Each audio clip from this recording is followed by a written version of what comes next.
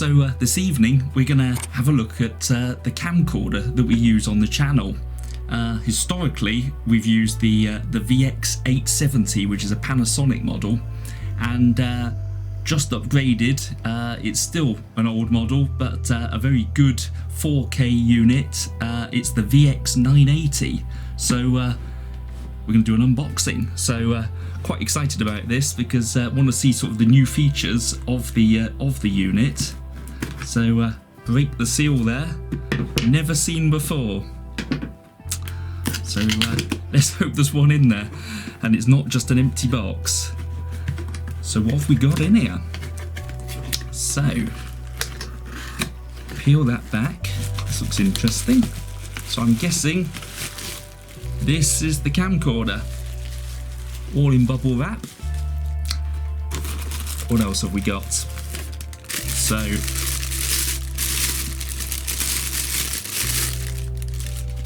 we've got one of these, which I believe is something that protects the lens from extreme brightness. Did have one of these with the VX870. It's still in the box. So whether I'll use this one, I'm not sure. So let's have a look at the camcorder itself. So here you go. This is it. So it looks very much like the previous model at first glance. So you can see it's the HC-VX980. It's 4K, and it's got a 25 times eye zoom. Now that doesn't mean that it's an optical zoom. It means that actually there's a 20 times optical zoom, which then there's a digital zoom which takes it to 25 without damaging the pixels. So basically you can go further than that. I think you can go to something like a 400 times zoom, but it would be very, very pixelated and certainly not 4K by the time you get to that level. Now the microphone is a 5.1 microphone, and it's got this windshield zoom microphone. Now anyone that's seen our Port Meadow video will know that it doesn't really work. It doesn't really protect from the wind, and there's some classic shots in the outtakes that if you go to the end of that video you'll see where you can barely hear what we're saying. So that's a little bit deceptive. Of course, what it's like without, I'm not sure. But I think it's all really, the issue is that you've got the microphone here on the top, and basically it's just caught by the wind blowing across it. So so there you go. So you've got the zoom on the top here, so to go wider and to zoom in. You can take a photo, and you can take a photo while you're actually filming. So let's open it up. So that's what it looks like inside. We'll put the battery on in a second. We've got a few settings. So we've got a shoe adapter here, which means you can add an external microphone, which is something we intend to do. You've got the HDR, which works with HD, but it doesn't work with 4K, unfortunately, so you can't have both together. What else does this camcorder do? So you can have an external microphone there, and you can also have headphones plugged in. It charges there, so there's no external charger, which obviously has its upsides and its downsides. So when you go on holiday, you haven't got to remember to take the actual charger. All you need is the lead, which is just a standard USB lead. But of course, if you want to actually record at the same time as recharging a battery, you can't. So you need to buy an external charger separately, which you can buy the Panasonic, which is probably about £100. You can check that out on Amazon, but I actually bought one recently, which was about £20. Not an original Panasonic, but it does the job. So let's see what else is in the box. So so far we've got the, as I say, we've got the camcorder, and we've got this adapter. What else is in here? So you've got some amazing instructions, which are very detailed. As you can see, there's probably about 6 pages there, because like most devices these days, it will be relying on an e-manual, but equally it's the same manual for a number of different camcorders, so really it's probably going to tell me how to switch it on and very little else. Right, what else we got? They haven't made this easy, have they? So, aha. So what have we got underneath? So we've got a USB adapter. So UK socket there, UK plug rather, and a USB output.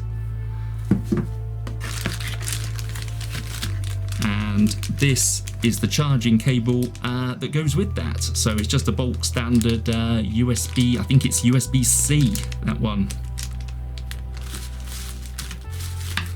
So what else have we got? We've also got, this is actually, sorry, this is the charging cable. So so you've got USB to this rather unique Panasonic fitting, which, well, I had managed to buy a replacement when I lost my previous cable on Amazon, so you can get them, but slightly more difficult to get hold of.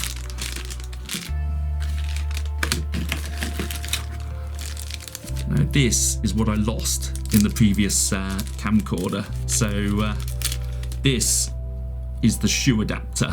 So as you can see on the top of the camcorder, there's nowhere to actually put an external microphone at all. So you take this unit and you plug it in like that, and then you can just put the microphone on the top. So well, we'll see how that looks in a minute.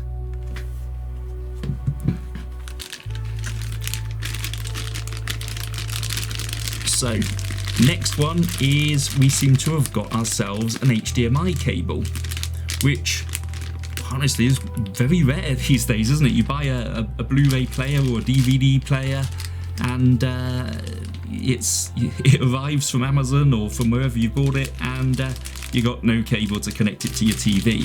But this is a means to connect your camcorder directly to the TV. Never did it with the previous one, always used software and put it up that way. There are ways also of connecting with Wi-Fi to the TV as well, so you can actually transmit like a mini TV transmitter to your TV that way. And finally, the thing you desperately need, the battery. So there you go. So that's the battery. It's very small, lasts somewhere in the region of about an hour and a half. Not bad, could be worse. You can buy one that's double, but it's rather chunky. Doesn't really matter with this particular model of camcorder, because as you may have spotted, there's something missing, and it's called a viewfinder. So you're absolutely reliant on this screen. So if your screen breaks, you've had it, basically. So battery simplistically attaches, he says, there you go. So it's on there. Now I'm going to take the shoe adapter back off so you can see properly what it's like there. So there you go. So now we're going to try and power it up. So let's see what we get. Okay, so the first setting that the camcorder's asking for, I noticed the battery's rather on the low side there, is to set home region and date time. So we'll say yes. It's a touch screen, which doesn't seem to be very responsive. There we go. Where do we live? But somehow it knows that we're in this region, which is London, Casablanca. I think I'd rather be in Casablanca right now. It's rather chilly here in the UK. So we'll say yes. And it thinks it's the 1st of January 2016. Not ideal.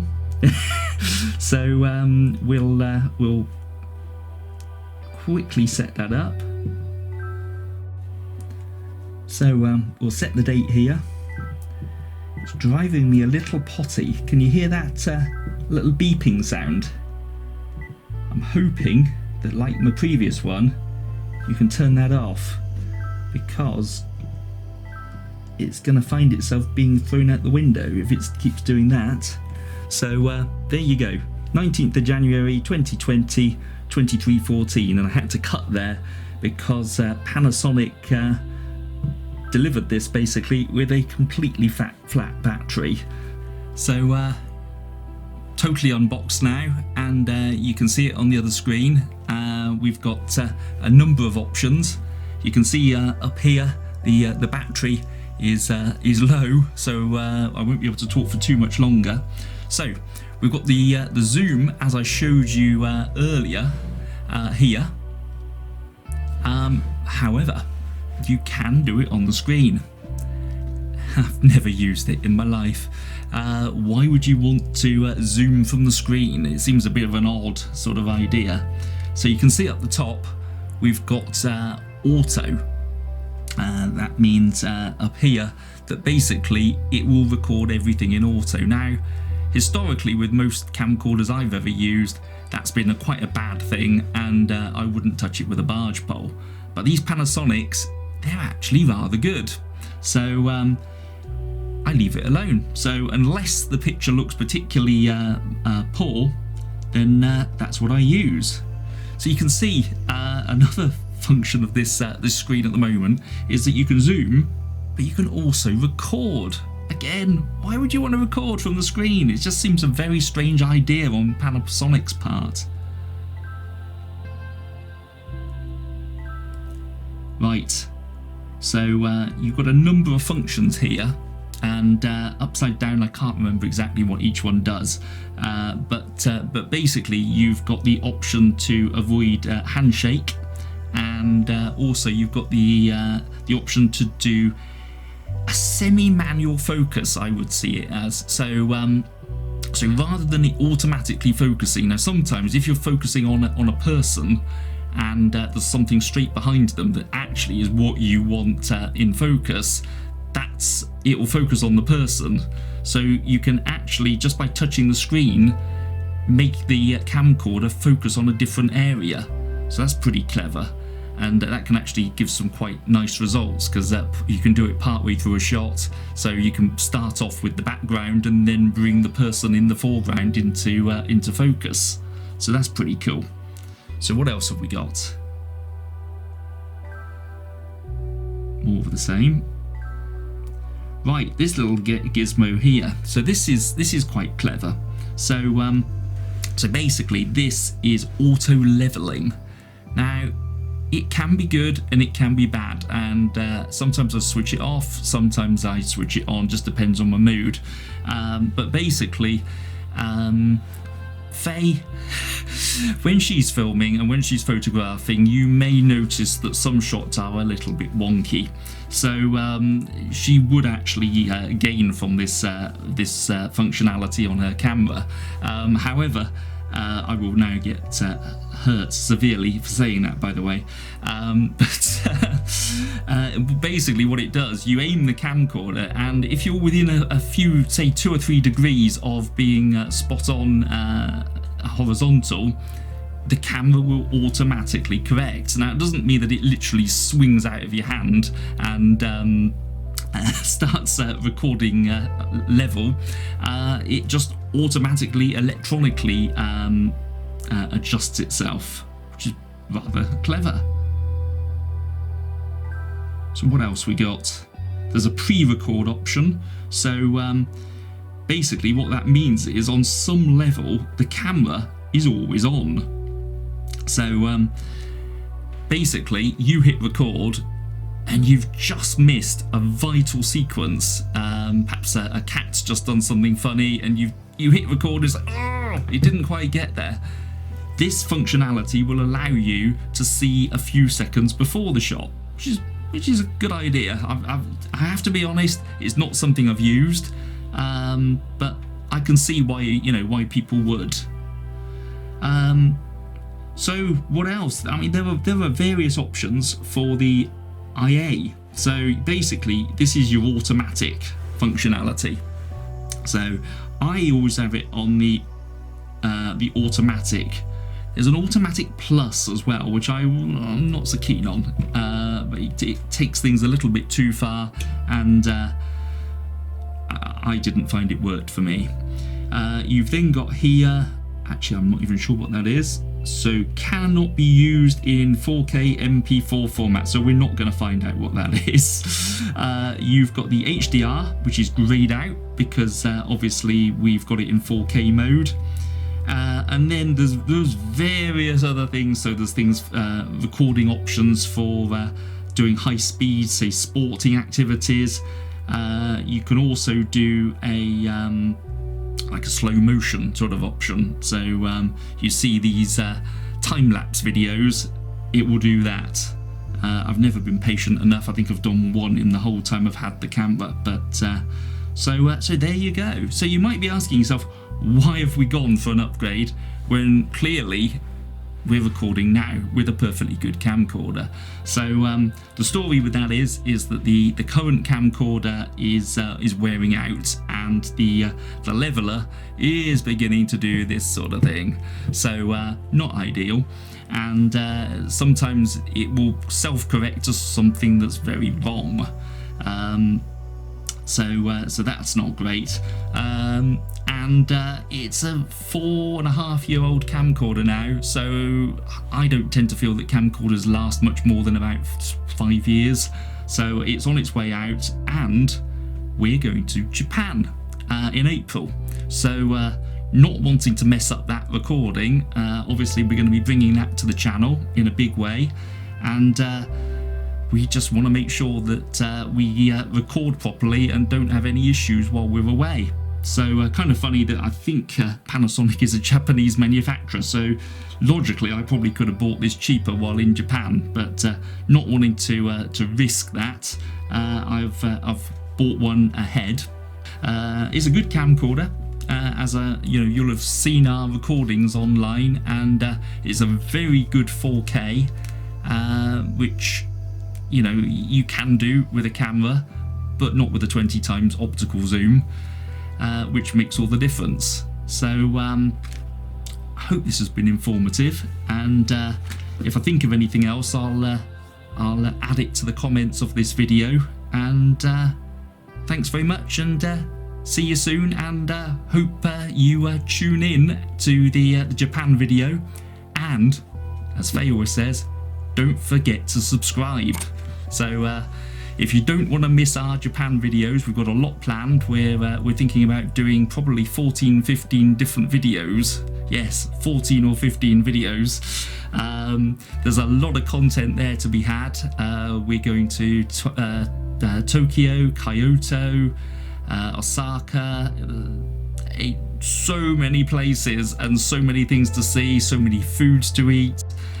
So many foods not to eat in our case probably, and there'll be lots to see, and I'm sure lots of craziness, lots of fun, and hope to see you there.